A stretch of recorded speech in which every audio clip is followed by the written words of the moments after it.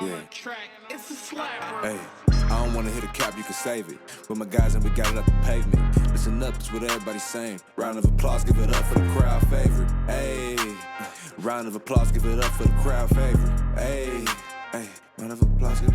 I know they weak by the look in their faces. All of these rings got me feeling like Brady. Say what I feel, I don't care how you take it. Round of applause, give it up for the crowd favorite. Hey, round of applause, give it up for the crowd favorite. Yeah. Hey.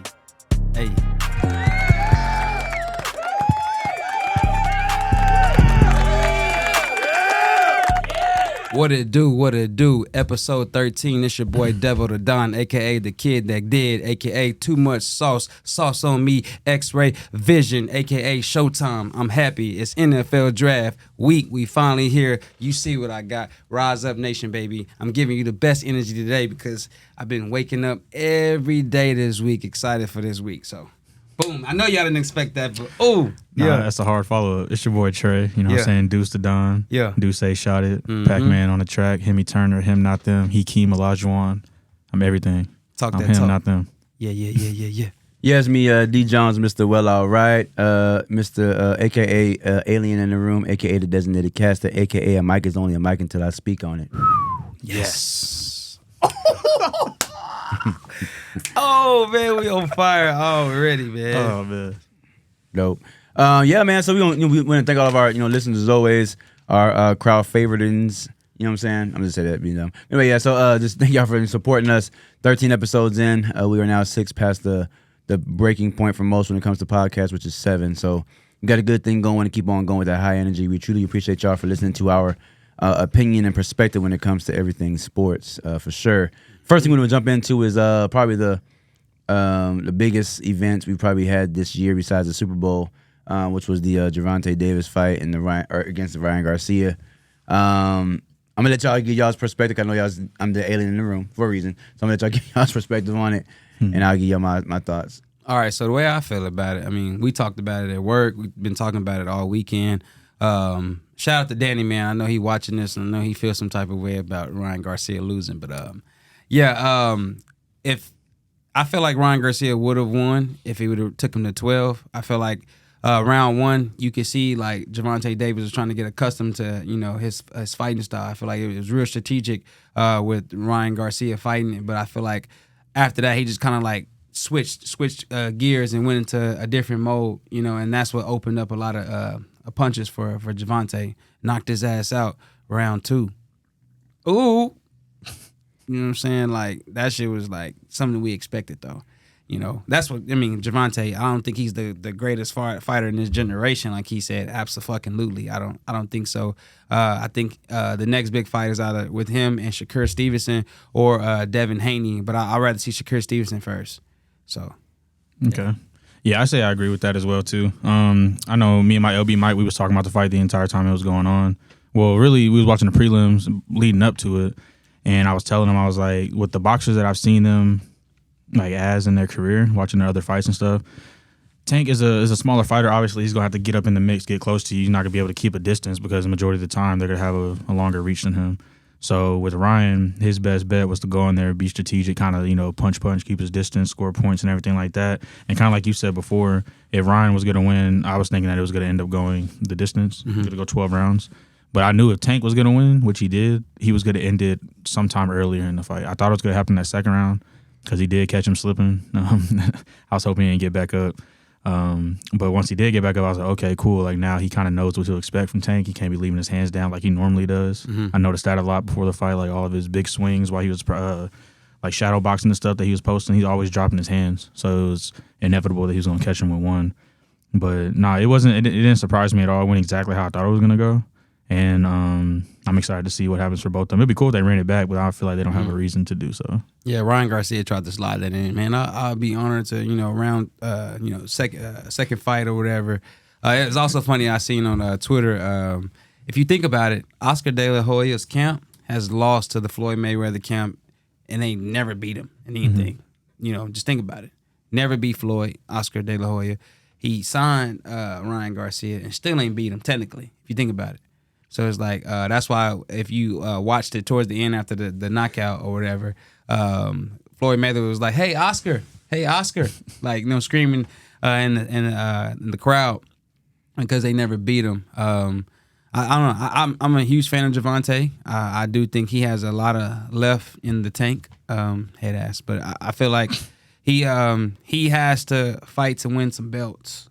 You're 27 knockouts, 29 wins, 0 losses, but you have to collect some belts. And who has those belts? Devin Haney. And I feel like at some point, I feel like even when they asked him in the post conference, he was just like, man, like it's about me right now. Like let's worry about that. It's like I feel like both camps are not really like addressing the elephant in the room. Like, hey, y'all need to fight. And I feel like they're not saying they're going around it, but I just feel like somehow, some way, there has to come to an agreement that it has to happen. And it may happen in the next 2 years or so. But Shakur Stevenson, Shakur Stevenson ain't ducking. And I feel like he's the next guy up, and I feel like I don't think Javonte would knock him out. Probably would take it to the distance. It'd be a different type of fight. Similar, stature. Shakur Stevenson's 5'7", Javonte 5'5", so they're not too far in height. And I feel like that'll probably look a little better for him, so. Yeah, man. As far as the fight itself, I personally think that Ryan would have won the fight. Had he not got hit with that shot to his body, honestly, you could tell in that 7th round, even in the 6th round before that, Ryan was definitely coming on. His right hand was landing more. Some of them were power shots on Tank. And like we talked about before, I think that, the longer the fight, it pays into Garcia's favor. Also, one thing I thought was like very you can't really help it. Ryan Garcia is 5'10", Tank is 5'5", so when he dug down, he instantly become 5'1". And like the whole time, Ryan was like swinging down. You can't even really get no power hitting like that. It's like fighting a little brother, like hitting him in the back. You know what I'm saying, back of the head, like ain't really no power when hits like that. And so when you're doing like this, you really kind of leave all this open, and you just reach up there and hit him one time. The thing you told me about the whole leak thing, apparently somebody in his camp leaked that he had an injury previously to that same part of his body, so Tank knew where to hit him. To me, that stuff is like grimy. You know what I'm saying? It sucks that you have to even like have this be a narrative. You're supposed to have to be able to trust your corner, your camp, and they do stuff like that. I mean, that's just weird to me. But if that is true, you know what I'm saying? I don't know. We weren't there, but I think it was a great fight. I definitely think they'll have a rematch at some point because it was a good fight. A big payday for both. You know what I'm saying? It was a 50-50 split from what I read. So I mean, I think they'll fight again. And it's only Ryan Garcia's first loss. Tank has no losses. I mean, they're two of the top fighters in that division or whatever weight class. So let me be sure. I just feel like it when he got knocked down the first time, I think that intimidated him. I feel like that's what made him switch up his whole game plan. Like, I'm gonna fight like this now. I feel like that hit really. If you really like run back the hit, like he gave him a good one. Nah, he woke him up with it. So I'm gonna break your jaw. I saw like an audio clip. They were showing an audio clip from both corners. Yeah. In Tank's corner, he was the trainer or whatever was like, man, like you playing, like he goes, stop playing because he will knock you out. Like stop playing. Like you gonna end this fight because he will knock you out. And in Garcia's corner, his trainer was like, he's like, look, in that first round, I understand. He goes, but you came in there way too aggressive. He was like, stick to the game plan, we'll be good. And so I think that's probably why he dialed back because he just that first round wasn't even what they wanted to do. You know what I'm saying? He just went there like, I'm trying to knock him out now. Again, you know what I'm saying? I've always said this too, like with my mindset, I could never be a boxer because as soon as I got hit in my face one time, and I think I'm halfway cute too, I'm gonna forget everything my trainer told me. I'm trying to beat that ass. You know what I'm saying? I ain't worried about no ducking and dodging. I ain't worried about no jab. I'm trying to go haywire. I'm probably gonna get knocked out. So that's why I couldn't be no boxer. So definitely salute to them. You know what I'm saying? Shout out to the guys who do it for a living because, you definitely have to, you know what I'm saying? Somebody's throwing fists at your face. They know where they're trying to hit. You don't know where it's coming from. You don't know how to dodge and all that. So like, I probably wouldn't, You know what I'm saying? That real fight, street fight, that's different. But that art that they do in the ring, like, is different. You know what I'm saying? For sure. So definitely shout out to them. Yeah, man. You know what I'm saying? The biggest thing that you started out with, NFL draft is here. A lot of headlines, a lot of bulletin board material. It's here. I ain't gonna lie. I remember when I think CJ Stroud's pro day, and like, man, the draft is 45 days away. And I was like, dang, it's a long time. You know what I'm saying? I was like, man, hurry up. And now it's in 2 days. And so it starts in 2 days. So I mean, to all the, first thing I'll say to all the young men out there whose lives are getting ready to change, whether you get drafted round 1 or 7, like you have an opportunity to, really make a name for yourself, to change the fortunate your family in some cases. Make your dreams come true. Like, you've worked so hard for it. Be smart. Take this as an opportunity for employment, because that's what it is. It is a job. It's a privilege. It's not a necessity, or you know what I'm saying, something that has to happen. It's a privilege to be in that, to wear that shield. And also remember that, you know what I'm saying, the shield is the shield. That NFL shield is bigger than any one man. You know what I'm saying? No matter who you are, they will get you out of there to protect them 3 letters. So, I'm excited to see all those players. But what's y'all's thoughts? What's your take, man? I know you rise up. Oh, rise up, nation, man. They're gonna be sitting down. They'll be sitting down in 2 months. Go ahead. I hear you. It sound all good. I see my brother in the background shaking his head. Shout out to my bro Mark. Love you, bro. Yeah. Yes, sir. He an Eagles fan. I already said it on the air. Who? The Eagles? My bad. Okay, I my bad. Go ahead.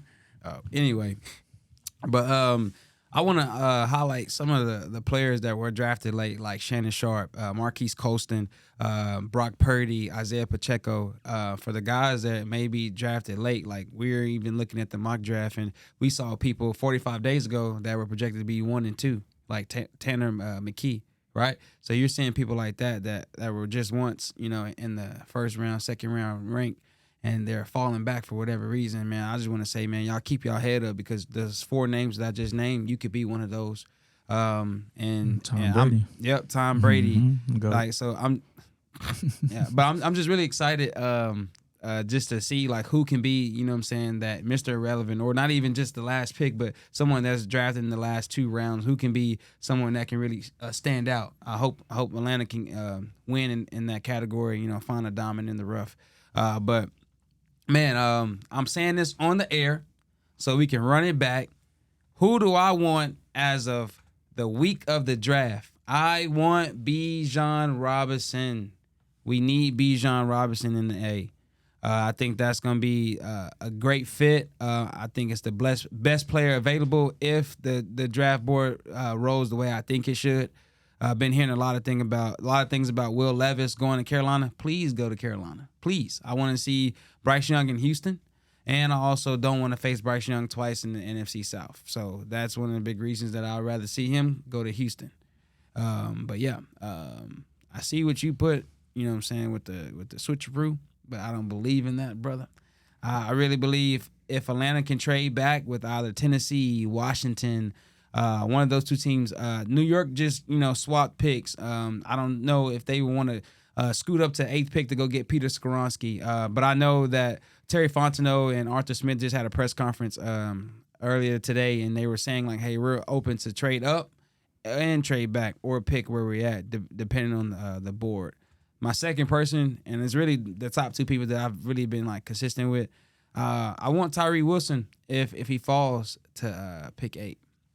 I think he has the stature that we're looking for, someone that can learn under Calais Campbell, because clearly Calais Campbell would be a day 1 starter, only taking 60% of the snaps.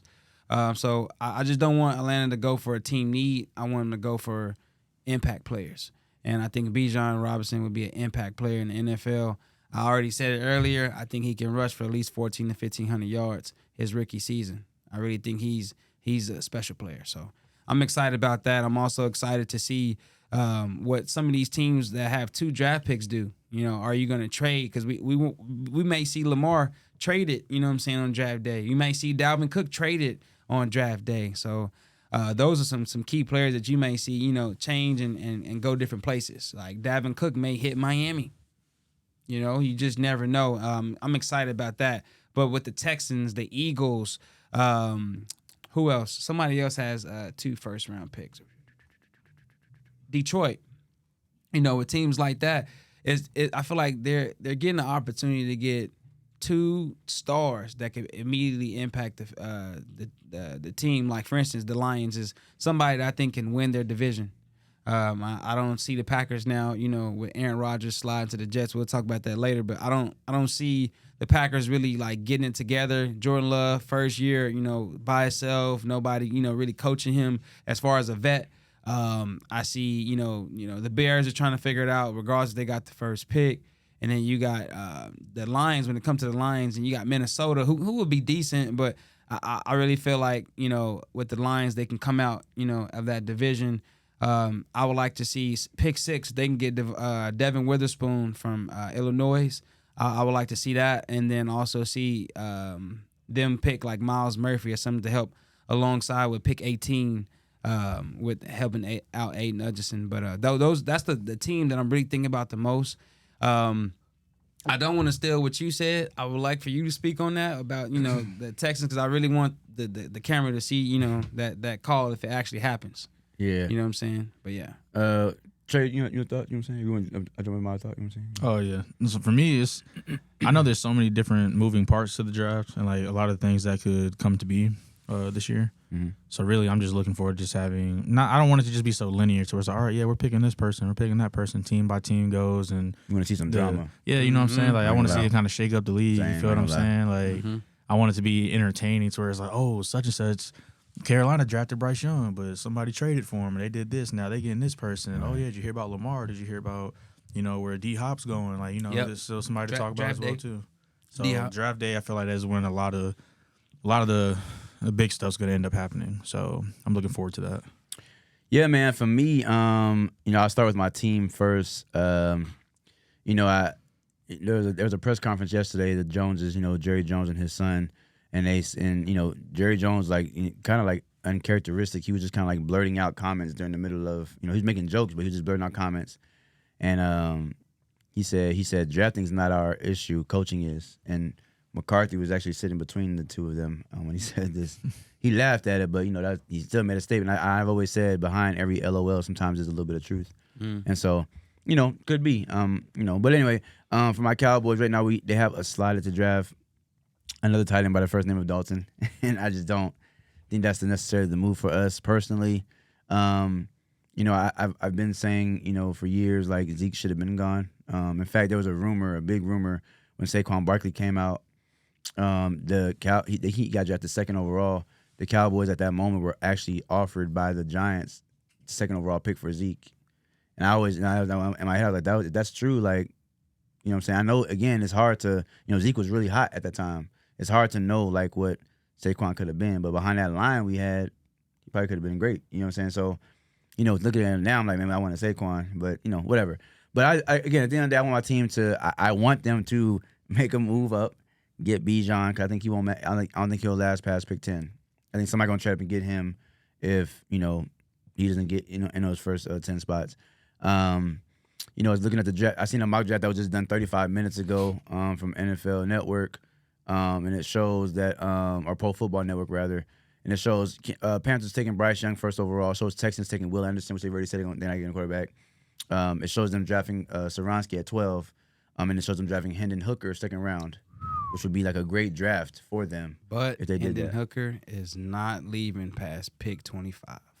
I don't know. You know what I'm saying? I mean, crazier things have happened. Like I said, I think this is a very stacked draft. But it shows, as we talked about it before, it shows Tennessee actually trading up to Arizona's pick and drafting C.J. Stroud, which I think he's going to be the one who's going to be having an embarrassing green room day when it's all said and done. Colts getting Anthony Richardson, and clear, easy pick, like you said, Devon Witherspoon going to Detroit. Especially they just traded Jeff Okudah last week. But I just want to see, I agree with Trey. I want to see some drama. But my hot take, and it just kind of came to my head one day randomly, we were talking, looking at the draft. So there's a team up I-10 by the Houston Texans. They have the second overall pick as well as the 12th overall pick. There's a very athletic quarterback that plays currently in Baltimore by the name of Lamar Jackson. There's been rumors out there saying that he wanted to be traded. Clearly, there's been some factual, visuals that him and the team haven't been able to come to a agreement as far as his contract, to keep him locked in for longevity. And so I was doing some, just my own little GM thought. I said, you know what, this can help both ways or both teams, and this is my proposed fun little trade. The Texans send that second and 12th overall pick in the 2023 NFL Draft up to the East Coast to the Baltimore Ravens in exchange for Lamar Jackson in that 23rd overall pick. Of course, there'll be some other picks in there as well. I'm sure 5th, 6th, whatever, future picks, whatever.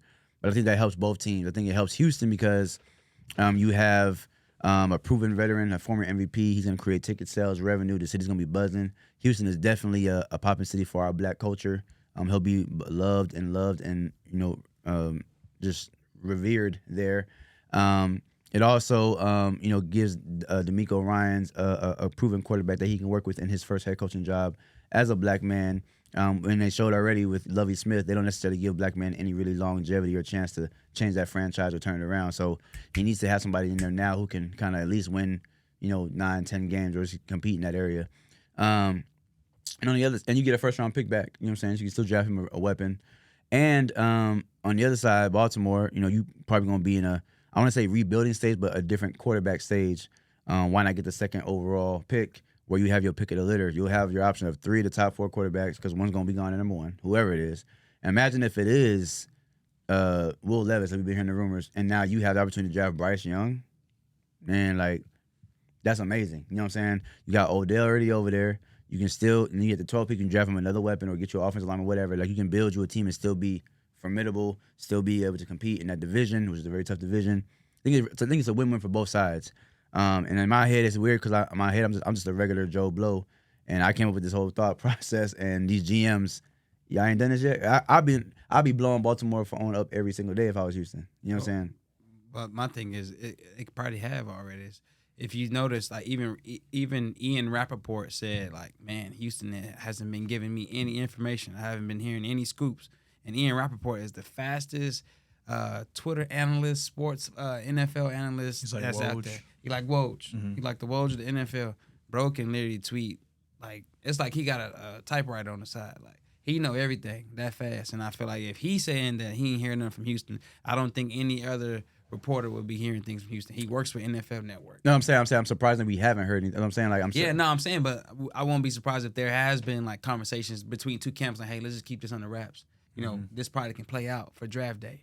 That really benefits both of them for sure. Because if you let outsiders get in, then I feel like a lot of people literally social media can affect some moves, and I feel like some franchises really look into that. The fan base is gonna hate if we get Deshaun Watson. And then it's the fear of you getting a better offer from somebody else, and you don't want to ruin what y'all got. Just going like right what Baltimore had going on, where they test the market. We're gonna non-franchise tag you with $32 million. Yeah, test it. And they you know what I'm saying? Then all of a sudden, Atlanta's not getting, Miami not in it. You know what I'm saying? All these teams just no. But Houston never said no. That's why I'm like, bro, your theory could be dun-dun-dun. You know what I'm saying? So I'm excited to see that. I think that's a great decision. Jimmy Ward is the quarterback of the defense. You know what I'm saying? Coming from San Fran, and I feel like the mobile quarterback, and with John Mechie coming back from his year off with his illness, you have Nico Collins. You know what I'm saying? You can go get a wideout. In the second round. DeAndre Hopkins also posted on his Instagram this past weekend of him catching the pass, with the Texans. And Lamar said he wanted D-Hop. So it's okay, you send Odell, to Baltimore, but boom, it's nothing, you know what I'm saying? Hey, DeAndre, we know you already got a crib here. Go ahead and come back. Mm-hmm. You know what I'm saying? We're going to give you Lamar for this. You know what I'm saying? I feel like that is going to be easy. And I feel like, and also that their only talks that have been with Houston is with Arizona at 3. And they've been talking back and forth about that 12th pick, we may come back and get that. But I can really see it. Okay, you talking to Arizona for what? Hey, we wanted to trade DeAndre Hopkins back to Houston. And I feel like that's what people are not really thinking about right now. They they thinking draft picks. Why would someone bet on an unproven quarterback and then you want to trade for the 3rd pick too? So you got 2 and 3, but 9 times out of 10, one of them not going to work. So why not get something proven? You know what I'm saying? Or give both of them up. You get D-Hop back. You have D-Hop. You really have a rookie receiver that you just drafted, with John Mechie, because we don't know what he could do yet. So you got him, and then you're building your defense up. Great, So I feel like, and you still, if you make that trade, like you said, with the 23rd pick, even though Peter Skoronski won't be there and possibly Paris Johnson Jr. won't be there, but you know who will be there? Broderick Jones from Georgia. And I feel like you can't beat that. I feel like you still get a top 3 offensive lineman in this draft with Lamar Jackson. I feel like you said, sell tickets. James Harden will be on his way back. Houston to be one of the littest cities in the world again. They ain't getting Victor, so yeah. It'll be 2017 all over again. Oh, we know where Victor going. Right. Yeah. They say. But he come here. Stand up, San Antonio. Come on, let's go. Anyway, there we go. But yeah, yeah, my main point, I agree with Trey. I just want to see some drama, and I hate like when I like hype myself up, kind of like Valero, gas myself up, wanting drama, and then no drama happens. Like, you know what I'm saying? And I definitely know, I can almost guarantee you Arizona's trading with someone out that third pick. And I was looking at this mock draft. It said them and Titans switching picks, and then Arizona drafting Bijan Robinson, and actually had y'all drafting Tyree Wilson. So that definitely could happen because y'all have Algier. Y'all don't necessarily need. He had 1,000 yards rushing last year. Y'all don't necessarily need a running back. Because there's somebody else that I wouldn't mind getting. We know who it is. Jameer Gibbs. Yeah. A.K.A. Alvin Kamara 2.0. And it shows him right now in the mock draft going to Tampa Bay. I ain't worried about that. Yeah. You let us not get Bijan, I'm still not mad because I've seen what Atlanta did last year when we got AK-47. I don't know if y'all know who AK-47 is. Google him, right? We got AK-47 in the second round, but we traded down to get him because we had 2 second rounds. That's why I can visually see Terry Fontenot putting that card in saying, hey, let's trade back just a couple more picks. Give me a second round. Whatever I get with these, players from the 11 to the 16th pick, that's between Tennessee and Washington, like we said. From them, whatever I can get, the best player available, I'm going to get that. And that second round that you just gave me, I'm going to trade back in the first round and go get Jameer Gibbs. So I'm cool with either or. But as long as we get one of them, I'm good. Even a dark horse, Tajay Spears from Tulane, yeah. I want to steal him from before New Orleans tried to go get him. You know what I'm saying? So, yeah. If I was Tajay Spears, the one team I would not want to go play for is the Saints. Again, this is my own theory. This is my own theory. I when you are young, 19, 20, 21 years old, like the worst thing you can do, in my opinion, is go play professionally in your hometown. Too much pressure. Your whole clique there, people you don't even know, cousins all out the way. Like, man, it's too much distraction. You're supposed to be trying to build yourself to be. That's why you see a lot of veterans go home later on. Got a question. So, Sure. Side note. 2006, you had Bush and VY come out, right? Mm-hmm. You don't think VY was supposed to go to Houston? Nothing Reggie Bush was supposed to go to Houston. If you talk about perfect fit, I think that VY was supposed to go to Houston. Well, I mean, What are we talking about? when Vince Young and Reggie Bush came out. In 06 when they drafted Mario Williams. I was just because he was talking about hometown. Yeah. I really think Vince Young would have been someone that would actually benefited from that, but we would never know. Because Reggie Bush, he even said it on the pivot. Man, I didn't want to go to New Orleans, but then I embraced New Orleans, and New Orleans embraced me. So, Yeah, I mean, I think, to me, in my opinion, this is just my opinion, I think Reggie Bush is the greatest college football player ever. ever. What you think? I'd agree with that, yeah. Ever. And so, with that being said, if you have the best college football player ever in the draft, he's going 1. So, he would have been in Houston, was Drew Brees already in the Saints at the time? He was, right? He was with the Chargers for a minute, but at that Yeah, time, he was I think with the he Chargers. was with the Saints. Was he already with the Saints when He went with the Saints in 08, I believe. Okay, so then that would put Vince Young at the Saints, which means he wouldn't have been at home. So I think it would have worked out. You know what I'm saying? For Been both down the people. street, though. Yeah, but I mean, it ain't home. He got to drive. You know what I'm saying, to go see him. So 3 hours. You know what I'm saying? 4 hours. So again, I just thinking about it. I hear players all the time. Even basketball say even when I'm a free agent, I'll look at any team in the league but the one I'm from. You got to do it. Even LeBron, if you think about it, LeBron, never went to college. That's usually where players grow up and mature. He went straight out of high school. He left Miami for 3 seasons. You know what I'm saying? He grew up. He says all the time, I became a man in Miami. I learned the game to slow down for me in Miami. He had to leave home to do that. You know what I'm saying? Then he went back home, won a championship. Left again. You know what I'm saying? Let me get up out of here. Got y'all a ring. Peace. LA, here I come. You know what I'm saying? Sometimes being at home is just, it's too much. Your boy, Deshaun Watson last year, he could have signed that same contract with Atlanta. He said, nah, I'm going to go to the Browns instead. You know what I'm saying? Sometimes you don't want to be at home. True. Yeah. Things about other things with the draft. Oh, who do you think is number 1? Bryce Young, I'm going to stand on that. Okay.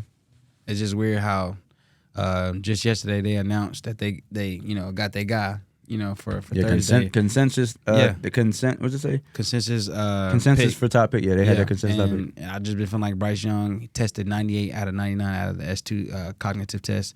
I feel like his IQ, his skill set is unmatched with any other quarterback in the draft. And I feel like you just draft the best player available because of his talent, not because of his height. And I feel like if Frank Reich and Carolina Panthers can get that over their head, Bryce Young is the guy.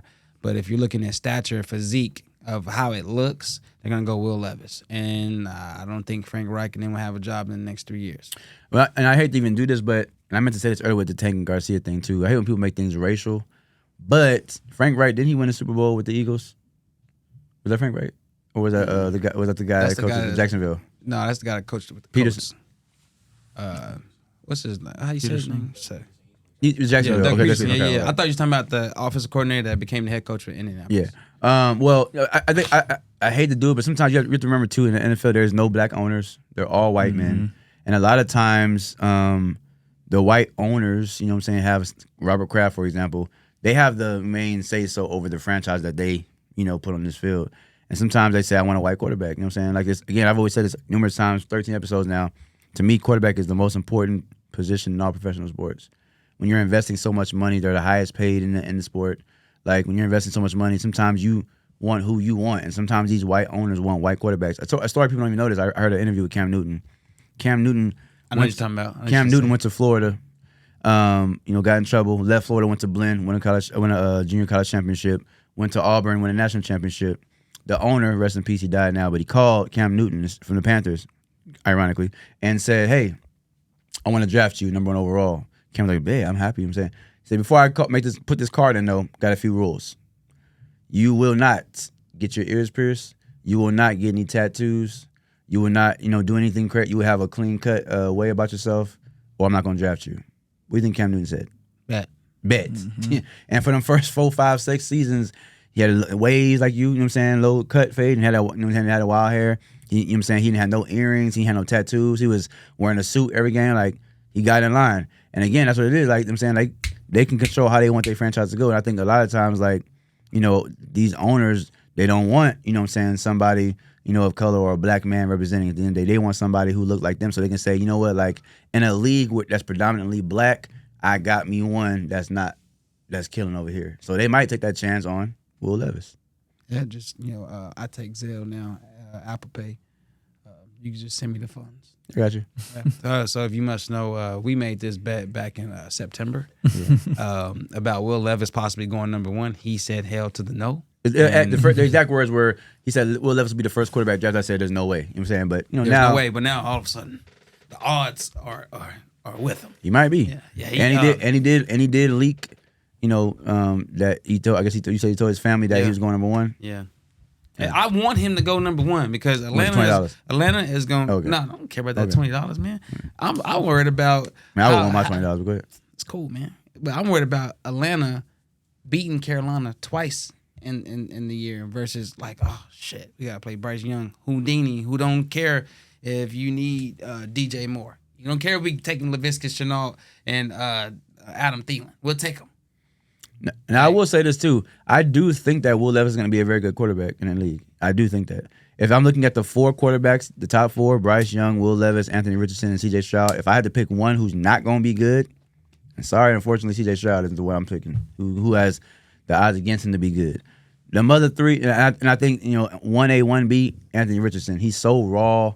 He's like a creative player on the game. Like, you create him like, man, he fast. He run a 4-2. He throw the ball 95 yards. You know what I'm saying? Tight spiral, like. But when they get in that league, you know what I'm saying, everybody fast. You know what I'm saying? Defensive ends running 4-3s. Look at Michael Parsons. You know what I'm saying? Like, everybody running fast. So, like, it makes you kind of more one of the guys until you prove that you are the guy. You know what I'm saying? Even Lamar Jackson, as fast as Lamar Jackson was in college, sometimes he looked like just, okay fast in the league because he run, them 80-yard runs, they ain't happening no more like they used to. Them safeties catching them. Them defensive ends catching them. Linebackers catching them in the second level. Like, it's different. And so, which is another reason why I say Bryce Young is that guy, because he just has like the mental thing. But I think Will Levis is going to be a good quarterback as well.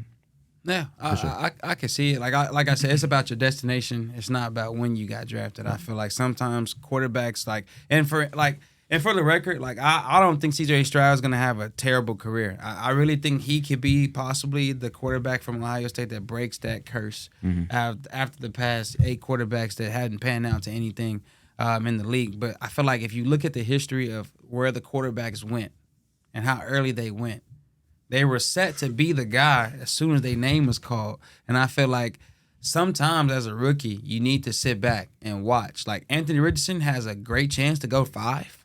Like if he goes to any opposite 4, which I feel like people are going to try to trade up to get him, but if he slides to 5, because you have Will Anderson or Jalen Carter that goes in that top 5 and he slides to 5, you're sitting behind Geno Smith for at least a year. You're learning from a great person and a great quarterback and Pete Carroll. And I feel like that can benefit him or CJ Stroud in a way where the pressure is not all the way on you. You have time to develop. You have time until you're ready. Because Geno Smith is showing that he's a proven quarterback and he's ready. Just like with Jimmy G. They already said in Las Vegas, hey, we don't need a quarterback. But guess what? If CJ Stroud is at 7, CJ Stroud is going to Las Vegas. But guess what? He has a chance to sit there, learn, and then come in. And I feel like you haven't really seen that come from Ohio State quarterback. They always play immediately. Justin Fields played immediately and just rushed for 1,000 yards, but didn't throw for 1,000 yards. So you know what I'm saying? So just think about like the pressure and the stake that they're all in.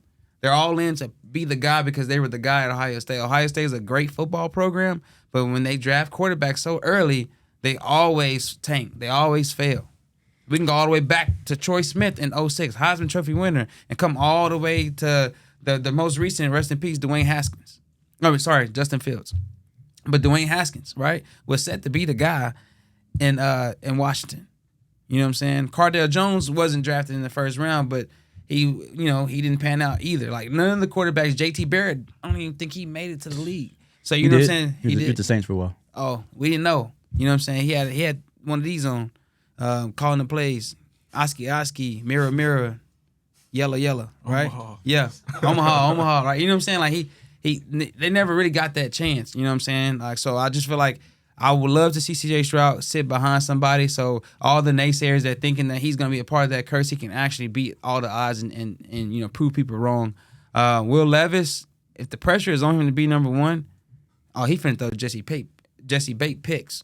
Like I'm not worried. If Will Levis go to Carolina, Atlanta is probably possibly going to the NFC Championship. I don't care. Y'all call me crazy, but that's why I'm the crowd favorite. Well, I say this too. I think again, I disagree with that. I think Will Levis again is, I think the most ready quarterback to play besides Bryce Young is Will Levis. I think Will Levis has shown that even playing in the SEC at one of the lower schools, you know what I'm saying, per se at Kentucky, like and still competing, everybody know who he is. You know what I'm saying? Like, hey, you got to watch out for him. He's nice. You know what I'm saying? Like I think he is probably, if it's not Bryce Young, he's probably the best player to go at quarterback for the Panthers. And I think that at the end of the day, the only reason why Will Levis goes over Bryce Young to the Panthers is because he's 6'3". Yeah. Like, at the end of the day, I'm 5'10". Bryce Young is 5'10" and a quarter. Like, not everybody's Kyler Murray, not everybody's Drew Brees, not everybody's Doug Flutie. Like, you know what I'm saying? If you can, these linemen average 6'4", 6'5". You know what I'm saying? They say hut and they stand straight up. Like, not everybody can see between their arms and to throw the ball like that. Like, he's 5'10". Like, that as good as he is and been in college, again, we don't know what he gonna be in the league, and so that alone, like sometimes you gotta be like, I gotta take the guy who can at least a little bit taller see over. You know what I'm saying? Yeah, I mean it's the risk you take, but for Will Levis' sake, like he didn't have nobody at Kentucky and still was winning football games, still was producing, still even though the 2021 season was a little bit better than 2022. He still was able to come out on top and show you why he's a top quarterback. But if you're being honest, I think Hendon Hooker is better than him. Yeah, Anthony Richardson. He's not even in the conversation. But yeah, gotcha. You say watch Anthony Richardson. Bro, y'all watch this, bro. Y'all just call me. You gonna be sitting right next to me when we watch it. Hendon Hooker is gonna be a top 25 pick. Been another 20. Yeah, got you. So I'm gonna add on to something you were saying. Put that grip on that, I got you. brother. I got you. Damn bug in here. But no, to add on to what you were saying about the Ohio State quarterbacks and stuff, I feel like there's like stigma might be the wrong word to use, but there is stereotypes that go with certain schools you go to before you go into the league.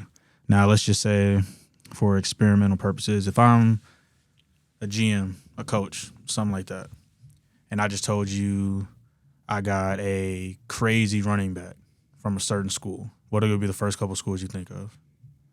Bama, Texas, Ohio State, Georgia. Okay. So, because, I grew up watching Alabama. So, for instance, if I say, I got a running back that I'm drafting from Alabama, off rip, you think he's going to be cold. You know what I'm saying? Like, there's nothing to worry about. Like, oh, yeah, like, he's going to be the one. And sometimes when you get these players, you're going to have some dudes like Trent Richardson stays in for a little bit, have the big hype behind his name, didn't do too much. Eddie Lacy didn't do too much. It's just because he got that Alabama tag along with his name and his position is going to make teams think a certain way of you. And I think that falls for the quarterbacks, not only at Ohio State, but really in the Big Ten in general. Because in the Big Ten, you have a lot more they started to see some more quarterbacks who were more mobile. Like my brother was playing, they had like JT Barrett and different players like the Taylor Martinez before my brother got there. I mean, Nebraska was known for having a lot of mobile quarterbacks, but in the Big Ten, I say Big 12. That's where you're gonna see a lot of your pocket passes. Big 10, you're gonna see a little bit more mobile, but they can really dish the ball. You know what I'm saying? But yeah, I feel like it kind of does them a disservice because when you draft a player just off of, okay, here's a little bit of film, we saw them playing against a couple D2 schools, a couple D1 AA schools. Like, because, these big schools are going to be playing the smaller teams during the first couple games of the season, and then you got to get into conference play. And that's when stuff can get kind of hectic and whatnot. So it's like, yeah, we got this film on you, but, like Daniel was saying earlier, you running against everybody to where, like, the slowest dude on the field running a 4.47. Like, you know what I'm saying? Like, it's not going to be the football it was growing up playing in high school and playing in college. So it's all about getting a player that can adapt to the game. I'm not knocking the idea of somebody sitting behind a veteran quarterback. You know what I'm saying? They sit behind a veteran quarterback. They're able to learn, able to do what they got to do, and it's going to benefit them. But throwing somebody in who doesn't have no NFL experience, you're expecting them to put, like, on this 19, 20, 21-year-old kid, you're putting all this leadership responsibilities on him.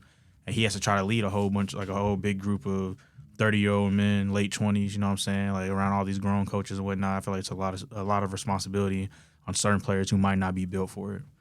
I feel like Alabama is definitely one of the programs that probably gets you the most ready for the NFL. But, yeah, I'm going back to what I said before, Anthony Richardson's going first. I want him to go first. Anthony Richardson, that's the drama you want. Yeah, I want him to go first so, like, shake up the room. Because, I mean, he's the biggest dude in the room for the quarterbacks. You know what I'm saying? They compare him to Cam Newton. I feel like him going to Carolina, that would just work out for him because it's like, all right, bro, we're going to build you up just like we did Cam. Granted, Cam didn't stay there for too long, but when he was there, that was prime Cam Newton when he was in the league. You feel me? But one take is the reason why I don't think he's going number one. You just said it. I mean, Cam Newton said that on I Am Athlete when he made that comment about the GM calling him, telling him about what he can and cannot do. Anthony Richardson has tattoos. All right, and the other three quarterbacks don't. They seem like they cool on C.J. Stroud right now. I feel like his draft stock isn't tremendously falling, but it's decreased. You know what I'm saying, for a couple picks. I feel like they're gonna draft a quarterback that don't have tattoos, that fits the mold, that has that look. Anthony Richardson, respectfully, he doesn't have that look in the eyes of Carolina as what has been leaked to us, what's came out. So I feel like, yeah, he has the type and all that. That's all cool and dandy. But let's just go back and think about all the quarterbacks that they've had since Cam Newton. P.J. Walker, right? Baker Mayfield, okay? Like, you're seeing the type. You had Sam Darnold, right? Like, you're having all these quarterbacks that have the same type of swag style to them. Like, I feel like that's something that they're taking in the part, like, with that. Like, they're looking at, like, okay, does he fit our mode, what we have going on for ourselves? And I heard somebody, I think it was Emmitt Smith, he said if he could give advice to the younger players now, he would tell them, before you go out there and spend all that money on that chain and those tattoos and all that stuff in college, like even with the NIL deals, get to your dream, make your dream come true first. Get through that first contract and then do what you want to do. Because he said, well, a lot of times, unfortunately, with the black player, when they put a mic in front of their face, they sound ignorant. You know what I'm saying? They can't formulate complete sentences. The sentence structure is crazy. They sound like all the stigmas and stereotypes associated with black people. And a lot of times that hurts you too in the draft because they don't want to put that. Again, you a quarterback and you sound crazy. Like, they ain't trying to make you do franchise face to the franchise. Like, that's not even a good business move. And so I think, again, basically what he was trying to say is, like, you're going to school. Like, go to school. You know what I'm saying? Learn. You know what I'm saying? One bad hit, you got to fall back on something. You know what I'm saying? One of the greatest stories I ever heard, the great, amazing Barry Sanders, his son played running back. Stanford. Went to Stanford, then transferred to Oklahoma State. Right now, he's a vice president for EA Sports because football didn't work out, but he got that education. You know what I'm saying? And now he's still making good money for his family. Like, you know what I'm saying? Like, you got to be, more balanced, not just like single faceted where it's just football or nothing. You got to, in today's age, you got to be able to, even with endorsements, you mess up on losing endorsements because you're not marketable. You know what I'm saying? So, and that's something to be said as well. Keeping with the quarterback position, Aaron Rodgers, Aaron finally got traded. Finally, you know what I'm saying? I almost thought he was going to not get traded. It's crazy. You said that, and then, like, literally 3 minutes later, like, literally we in the hallway talking, bro. This was yesterday. We literally talking about it. He said, bro, Sauce Gardner better hang it up. We ain't gonna hear about Sauce Gardner for the next 2 years if Aaron Rodgers don't get there. All that, hype, the cheesehead, Garrett Wilson, everybody raving, Brees Hall making Aaron Rodgers the picture on his profile page. He literally said it. We closed the door. Dun-dun-dun.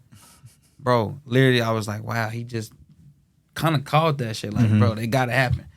Aaron Rodgers goes to New York, and I feel like it was a solid deal. Like you swap first round picks. New York gets the 15th. Green Bay gets the 13th and the second round pick for this year, and the 2024 pick for next year. You get A-Rod in there. They immediately jump as a AFC favorite to come out, heading to at least the AFC Championship. I think. In that AFC, AFC East? Like, they're probably the favorite over the Bills right now. Over the Bills right now. The draft hasn't started yet, so you never know what the Bills cooking up, who they can acquire. They still can acquire D-Hop. We never know if that may happen on draft. D-Hop is possibly going to go somewhere on draft day. So look out for that. Y'all look out for D-Hop, Dalvin Cook, Lamar Jackson. Excuse me. Look out for some of those players like that. You see where they land. I think the Jets, it's probably time to break that curse. One Super Bowl in, and that was in the 70s with Joe Namath. Aaron Rodgers is getting his old Cal jersey number, going back to memory lane. He was a first round pick.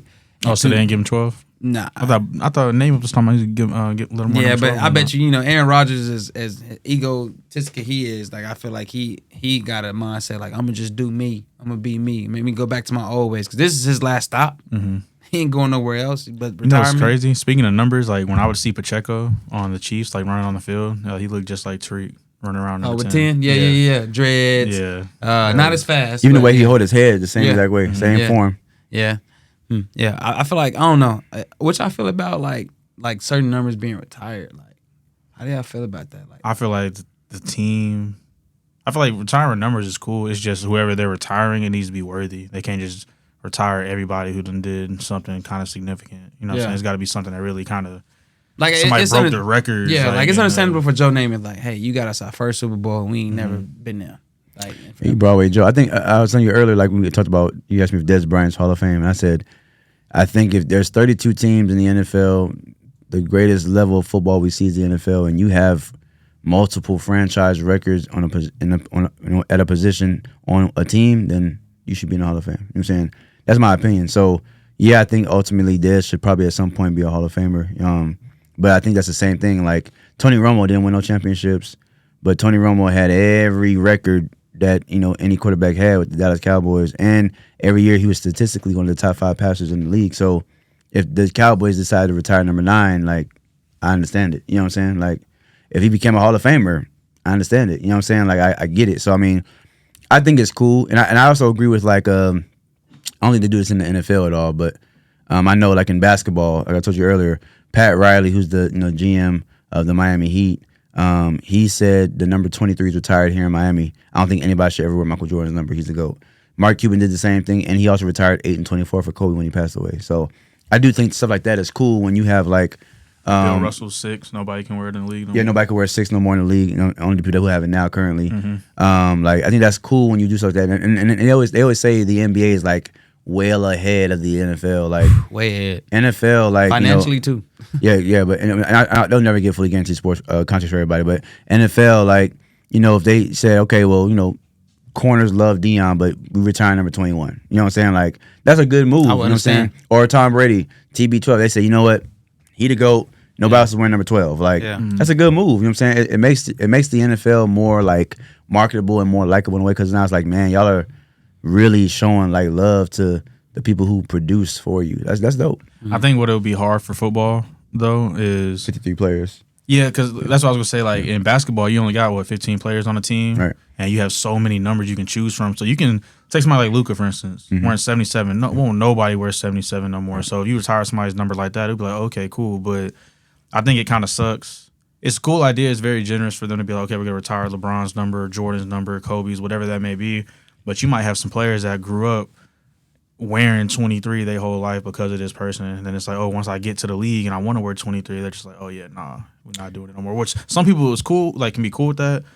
some people might get upset about it, but I think you're going to end up encountering so many players in football, more specifically, that wear the same numbers, that kind of do the same things on the field. So then it's like, oh, we're going to retire 23 for Jordan.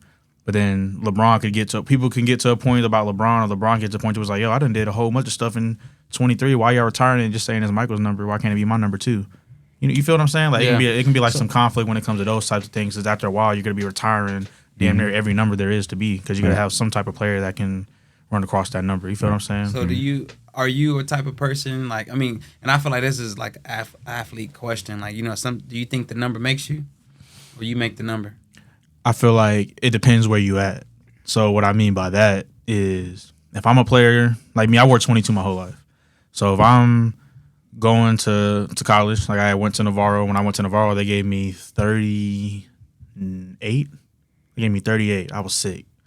I was like, bro, I'm not trying to wear this number. So nasty, right? Yeah, it felt like, just like what Deion said, he's like, you look good, you feel good, you play good, you know what I'm saying? And when I'm out on the field and I got a number I don't like, it just makes me feel like I'm a goofball out here on the field. So I didn't like that. But at the same time, I accepted it, because I was just like, look, bro, I'm a freshman. Like, I don't got no choice of what number I get. Same thing when I got to UTSA, they gave me 39. I was like, I don't got no choice. I'm out here playing. And once I end up making a name for myself, I can ask for a number and they'll give it to me. You know what I'm saying? So I don't think it makes you, but growing up, like, that was a big confidence booster for me, because I'm just like, dang, like, I need to get 22. If I don't get 22, I'm thinking, okay, maybe I'm not as good as they say I am, because I couldn't get my own number. You know what I'm saying? Same thing. So in high school, I wore a 7. Like, 7 was my number. Right? It's my number too. It's crazy. Yeah, 7. And when I got to UTSA, they gave me 27. I was cool. And then a corner came in, and he ended up getting 27, and I just randomly got voted to 46. Man. Negative. Like, that number is ugly. That number, that's one of them I don't feel good. Yeah. Like, you know what I'm saying? Like, what do you think of me when you get a little old 5'7" Devin, this 46? No, that's this jersey crazy. bigger than me. That's like, you know what I'm saying? It's like, I wasn't feeling it. Mm-hmm. You know what I'm saying? But the 27, it kind of made me feel like, okay, at least I got partial of my number. Mm-hmm. The only reason I asked that because I'm thinking like the Eagles, could possibly get Bijan Robinson, and I feel like that's why all this is going on, because like that may be the pick that people don't expect, but what probably actually happened, because he said it in today's press conference when they on NFL Network, they talked about 3 teams: Atlanta, Tampa Bay, and the Eagles. They said, what quarterback would you want to play with? He said, if it's not Pat Mahomes, Jalen Hurts. That's a selling point right there. Donovan McNabb number is retired.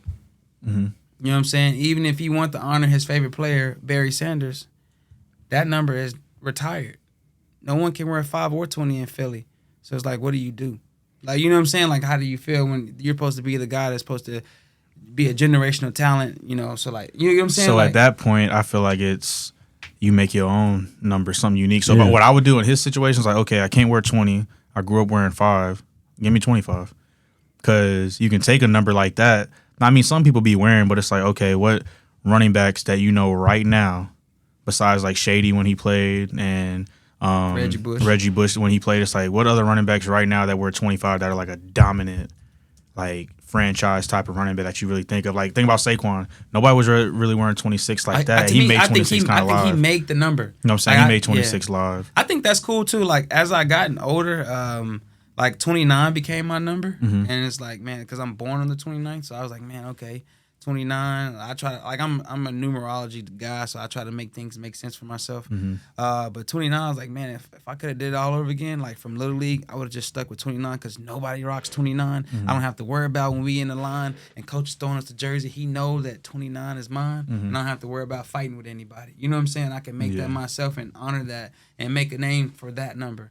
Like, that's why I like 22. Nobody really wore it because they knew I wore it too. Yeah, so I mean, only like, person I can really think about when you think about 22, Emmitt Smith, like. Well, yeah, I wasn't talking about like that. I was talking about when I was coming up. Yeah, like none of the kids around me was like, "Oh, I want 22." And I was like, "Yeah, I'll take it." For me, playing basketball, I wasn't able to play football. I told that story last time. My mom wouldn't let me play football, but I wore number 7, and really it was just for the reason that it's God's number of completion.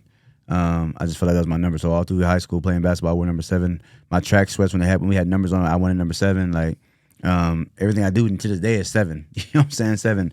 7 days of the week. You know what I'm saying? Different things I just kind of relate to that number. And I know in the NFL, even recently, like they had positions where you can only wear these numbers. They just changed it recently. That's why Trayvon Diggs now wears number 7. in the league because they 7 used to be only for quarterbacks.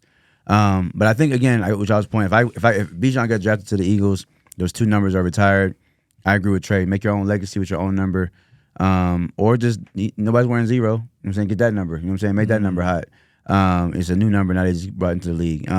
Whatever. I mean, I do understand y'all's thought process. You know what I'm saying? Because I know for me, like in high school, I needed number 7. Even on the video game, I make 2K. I don't care if another player on the team. If I put my player on the team, he got number 7. He's changing his number. I'm wearing 7. You know what I'm saying?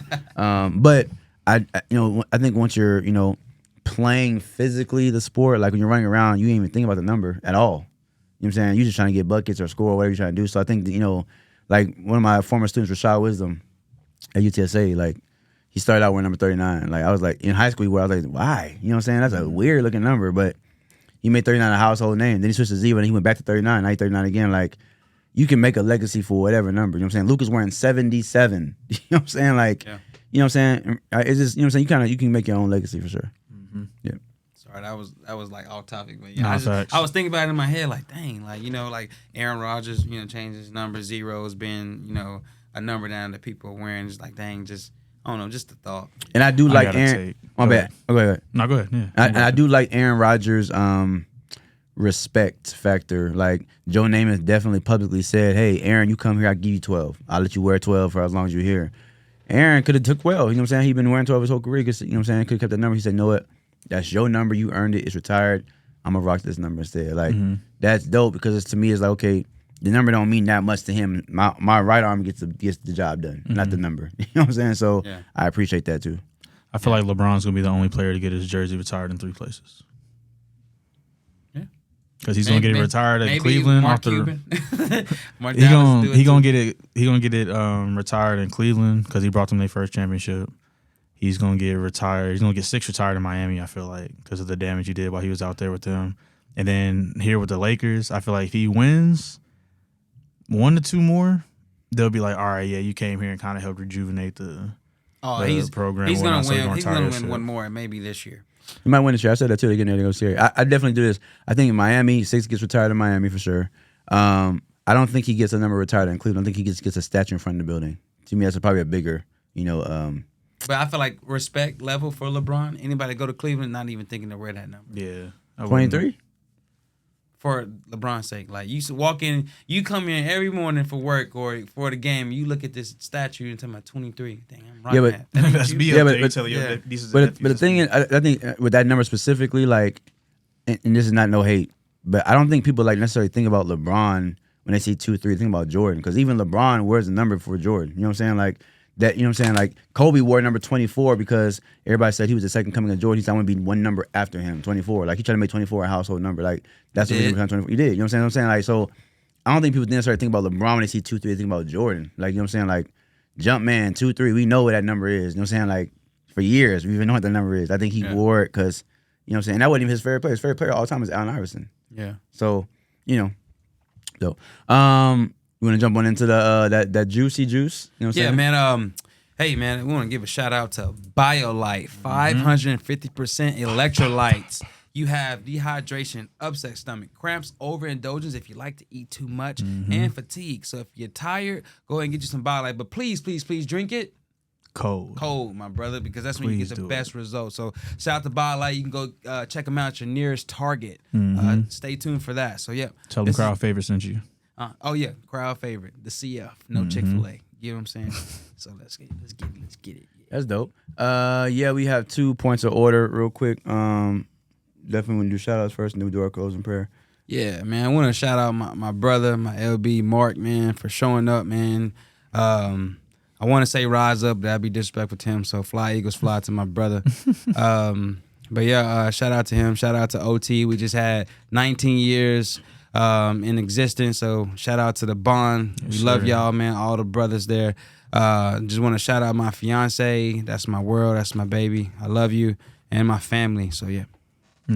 Carry on to that. Shout out to all the guys, man. We had a great weekend this past weekend. Shout out my boy Mark for coming to sit in on the podcast with us. You know what I'm saying? Shout out to, all 3 of us making this a weekly thing, staying consistent, doing what we got to do. Not just providing for the community, then wanting to watch our videos, but actually having fun while we're doing it. And that's all that really matters. For sure. Shout out all my LBs and all that type of stuff, and everybody who's watching back at home. For sure. Yeah, for me, definitely shout out to God first and foremost for the gift of gab. You know, being a podcaster, a very vivid podcaster. You know, not just here but the other platform I do as well. It's not easy, but I think that God gives people different gifts, and I think the beautiful thing about a gift is you're able to give it to other people, share with other people, and so just thank God for all the things He does for us personally. As a team, all the people paths we cross with. I'm saying, starting different relationships. All that stuff. I'm definitely thankful for that. Thankful to definitely shout out to you guys for sure.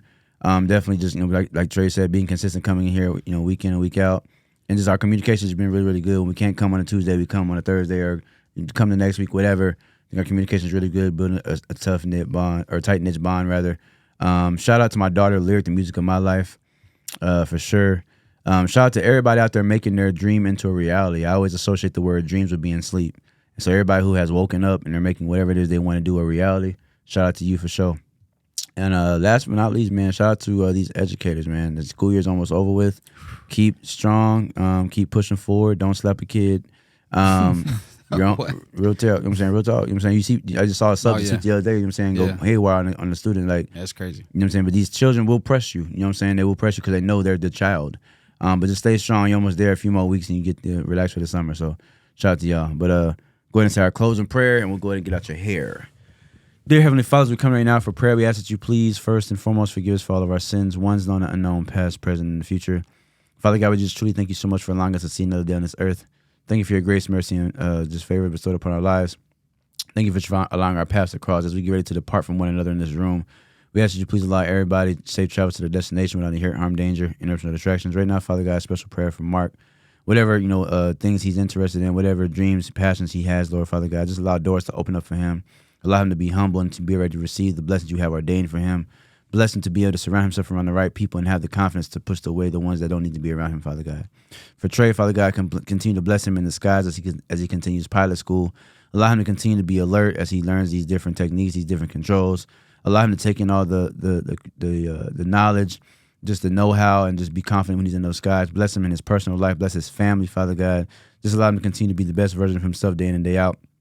With Devin, Father God, as an instructor, bless him, Father God, to continue to push forward, to break barriers, to continue to be a role model, to continue to just be a model citizen, just continue to press forward and just be the best version of himself. Bless him, Father God, as a future husband. Bless him to be able to lead that home, to lead that fiance of his the right way, Father God. Continue just to mold himself into the best version of himself. And for myself, last but not least, Father God, just continue. Thank you so much for just working on me, allowing me to create balance for myself, working on my communication.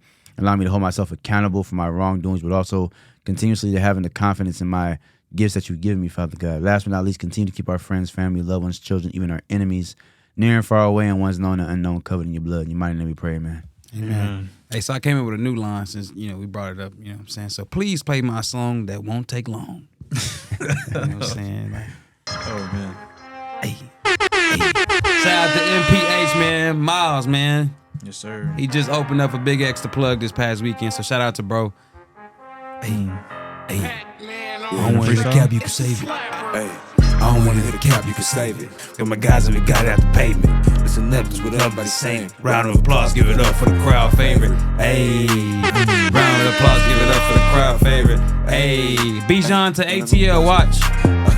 They weak by the look in their faces. All of these rings got me feeling like Brady. Say what Super I feel, Bowl I on don't the care way. how you take it. Round of applause, give it up for the crowd. NFC favorite. Champions Hey. 2023.